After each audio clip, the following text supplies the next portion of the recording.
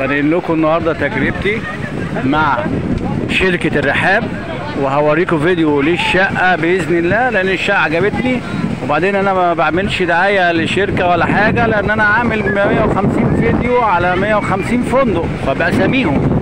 فدي تجربتي الشخصية، ودي من ضمن الرحلات اللي هو بنطلع تبع الشركة عاملة عرض ساعتها 5.5 6 أيام و7 ليالي، يعني من الحد لغاية السبت بإذن الله.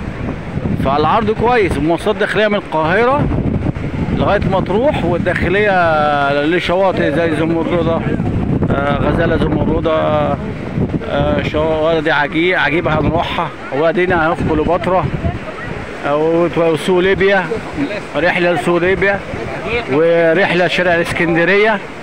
وزي ما انتم شايفين المنظر غني عن التعريف. انا بحب ان انا برضو تجربتي الشخصيه ان انا اقول لكم، شايفين بسم الله ما شاء الله المنظر جميل ازاي في حمام كليوباترا، بسم الله ما شاء الله. دي ضمن رحلات في مطروح جميله، والوقت ده فرصه. العروض بتبقى نازله كتير، يعني 5.5 بعد 7.5 تقريبا. شقه معقوله ورحلات داخليه وخارجيه، فانا شايف ان هي كويسه جدا.